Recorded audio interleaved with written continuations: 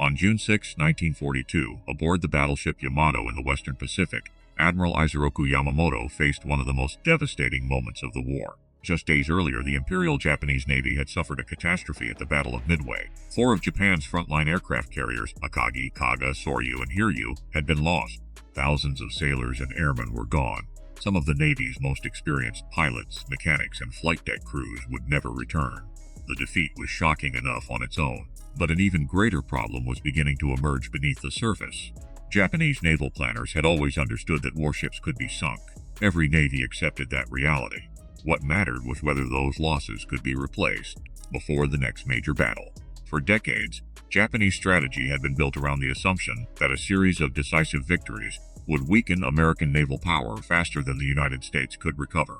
At first glance, that assumption seemed reasonable. The Pacific Ocean was enormous. Building aircraft carriers required years of work, specialized materials, and thousands of skilled workers. Surely even the United States could not replace major fleet losses overnight. But Japan was about to discover something few of its leaders fully appreciated. Across America, shipyards were already expanding. New carriers were under construction, new destroyers were sliding down launch ramps, entire industrial regions were being reorganized for war. What appeared from Tokyo to be a temporary setback for the United States would soon become something entirely different. This is the story of why Japanese admirals were stunned by the speed of America's naval recovery, and how an industrial machine hidden thousands of miles from the battlefield changed the outcome of the Pacific War. Long before the first bombs fell on Pearl Harbor, Japanese naval strategy rested on a single, powerful idea. The Imperial Japanese Navy understood that the United States possessed greater resources, a larger population, and a stronger industrial base. If a long war developed, Japan would be at a serious disadvantage. Therefore, Japanese planners believed victory depended on ending the conflict before American strength could be fully mobilized. No figure understood this dilemma better than Admiral Isoroku Yamamoto. Having studied in the United States and served as a naval attaché in Washington, Yamamoto was well aware of America's economic potential. He reportedly warned that Japan could run wild for 6 months to a year, but offered little confidence beyond that period if the war continued. His solution was to deliver a series of crushing blows that would weaken American morale and naval power before the United States could bring its full strength to bear. This thinking shaped the attack on Pearl Harbor and later operations across the Pacific. Japanese leaders expected that destroying battleships, carriers, and supporting forces would create a strategic imbalance that could not be quickly repaired. Every major American ship sunk was viewed not simply as a battlefield victory, but as a reduction in future American capability. Underlying this strategy was a critical assumption about shipbuilding.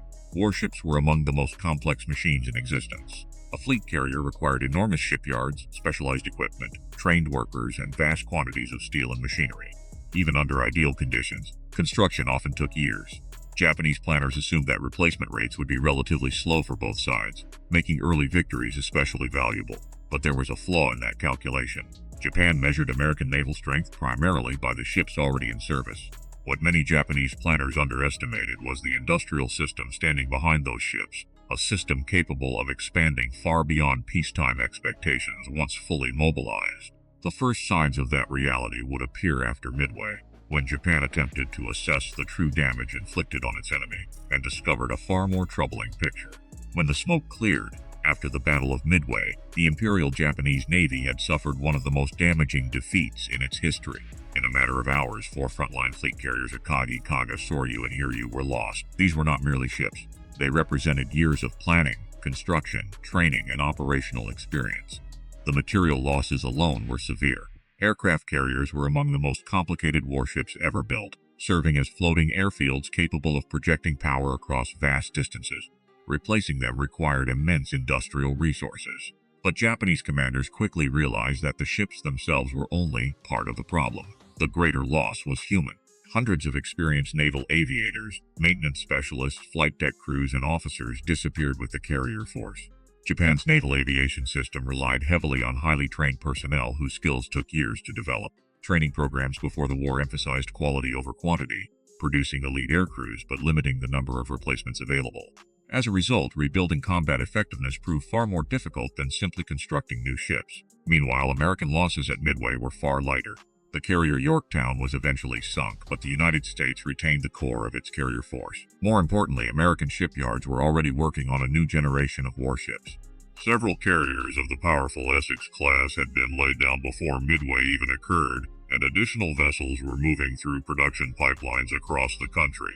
Japanese intelligence officers attempted to estimate American recovery timelines. Their calculations often focused on traditional shipbuilding schedules and pre-war production patterns.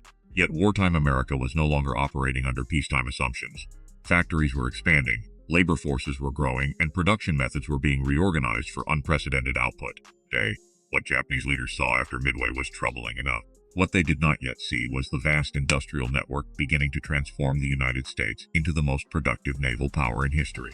That hidden arsenal would soon become the most important weapon in the Pacific War. While battles raged across the Pacific, another campaign was unfolding thousands of miles from the front lines.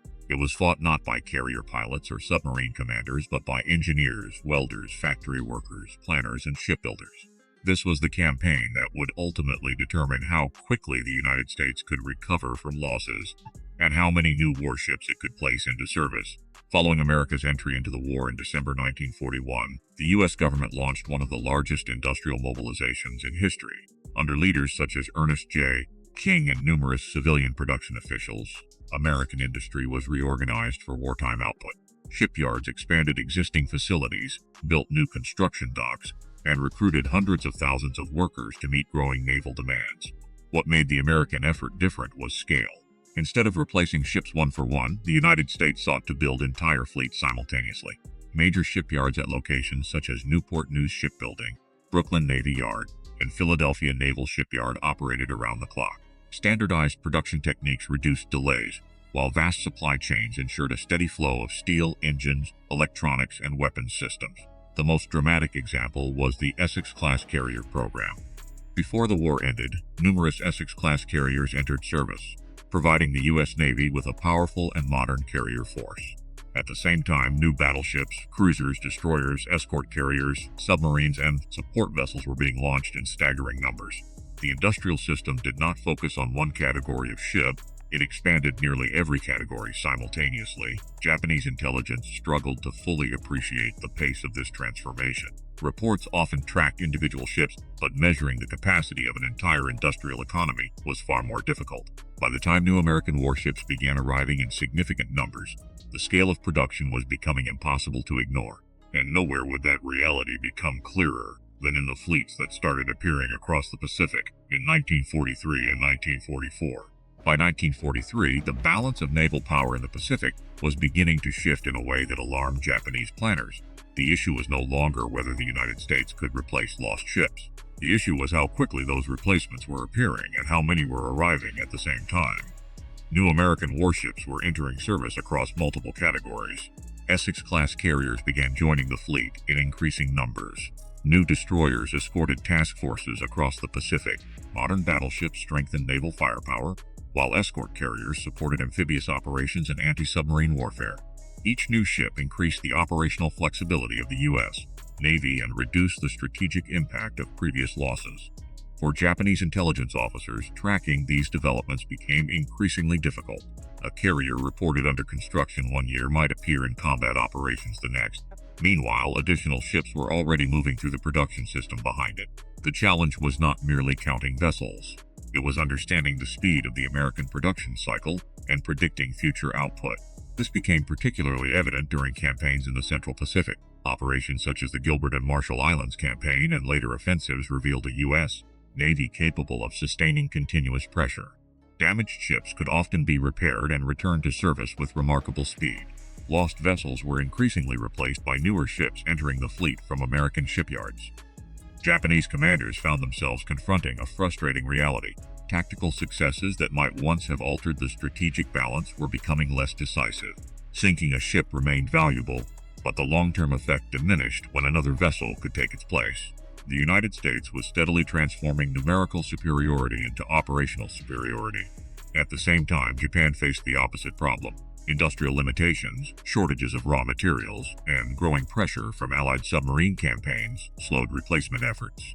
Every Japanese loss became harder to recover from, while American losses became easier to absorb. The contrast was becoming impossible to ignore, and by 1944, the production figures emerging from American shipyards would challenge the very foundation of Japan's wartime strategy.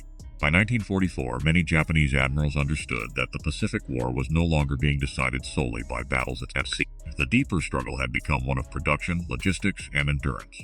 Every month brought new evidence that the United States was generating naval power at a pace far beyond anything Japan had anticipated before the war. The numbers were staggering. During the conflict, American shipyards produced dozens of aircraft carriers, including the highly successful Essex-class fleet carriers and numerous escort carriers. Hundreds of destroyers, destroyer escorts, submarines, amphibious vessels, and support ships also entered service.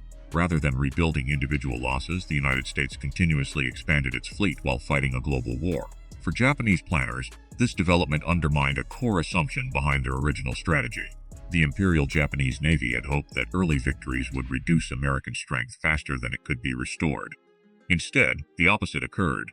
As the war progressed, American naval strength often increased despite combat losses. New ships arrived faster than older ones were being sunk.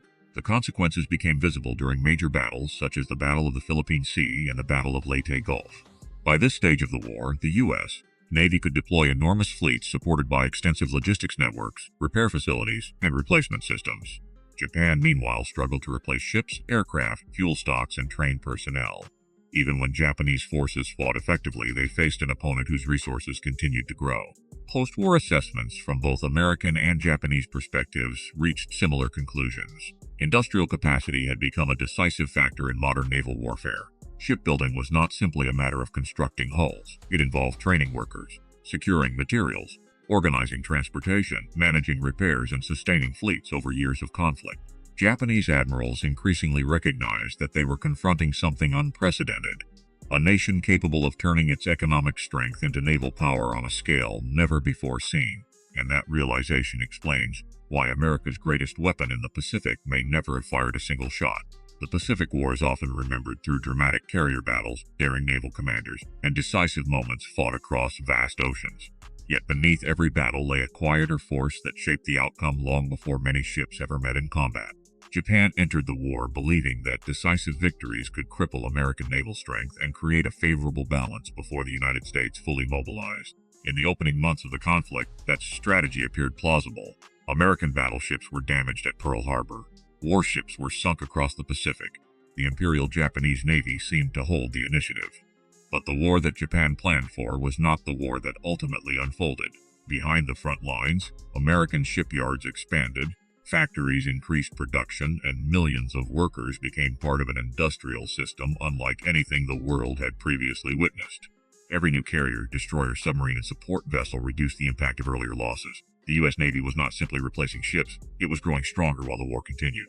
For Japanese admirals, this was the most sobering lesson of the conflict. Individual victories could sink ships, but they could not stop the industrial machine producing their replacements. By 1944 and 1945, the question was no longer whether America could recover from losses. The question was whether anyone could keep pace with its production. In the end, the Pacific War demonstrated a new reality of modern warfare. Battles still mattered, leadership still mattered, and courage still mattered. But industrial capacity could determine how long a nation could keep fighting. And in that contest, America's factories became as decisive as its fleets.